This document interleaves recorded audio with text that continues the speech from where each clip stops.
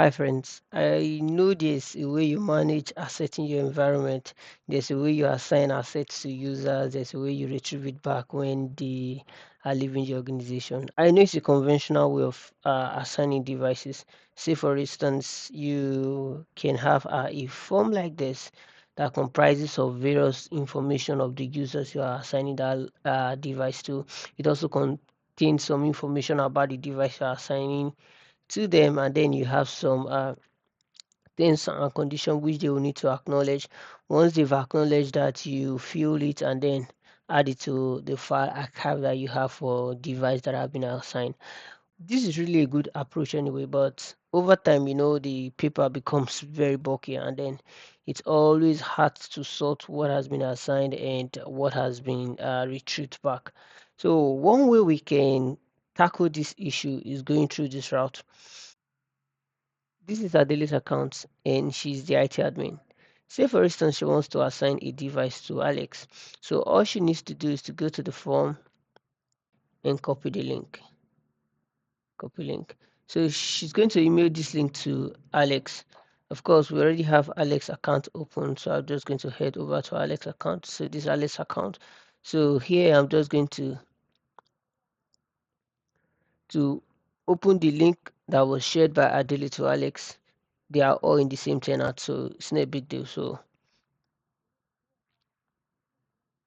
once the list open, Alex is going to fill it with the information of the device that he's been assigned to. Say for instance, his name is what Alex.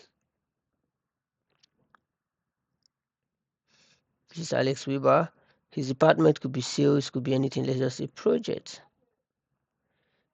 There should be a tag on the assets, and that tag will definitely be behind the device he's going to be assigned to. So I'll just go back to my directory and copy any asset from my table of truth. Okay, this device has not been assigned. Let me copy this. So we are saying this is the device that is being assigned to Alex. So Alex is going to look at the back of the device. Let's assume it's a laptop. He's going to look at the back of the device, copy the tag that has been added to it, and then so you can include the justification for that. So let's say this is uh, it's official laptop. So let's say for instance, so once he does that, he's just going to hit submit.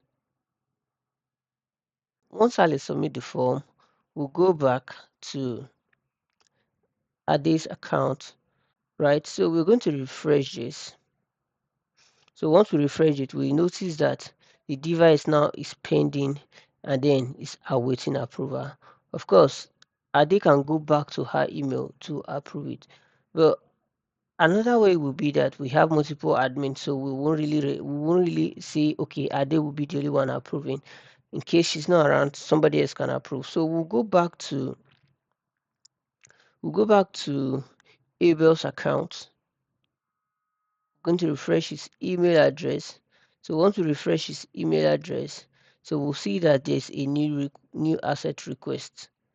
So once you look at it,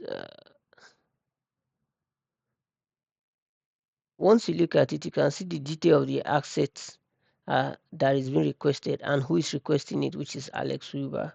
So I'm going to approve that and then add a comment.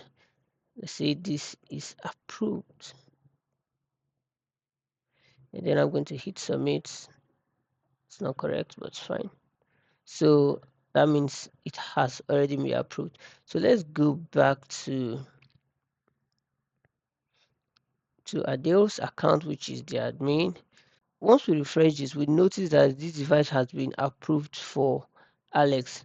That means we can it's okay to assign that device to Alex in our asset registry. Remember, this is the device. So once I refresh this, we notice that the device has been assigned to Alex, and the time which the device was assigned to is also added.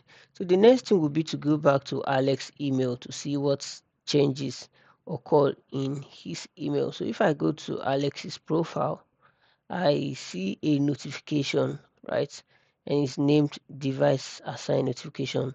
And the mail is actually coming from Adele Vance, which is the IT admin, and then the CC Abel, which of course, approve the device, and then saying you have been assigned a device with the following details and also the term and condition for the device being assigned to him. So I think this is a more efficient way to manage device all across your organization. In the next few videos, we'll look at how to set this up in your environment using the current licenses that you have without incurring additional costs. By the way, if you see me for the first time, my name is Abel and I'm passionate about helping you understand your environment. Feel free to like and subscribe to my video. If you've done that, let's dive in.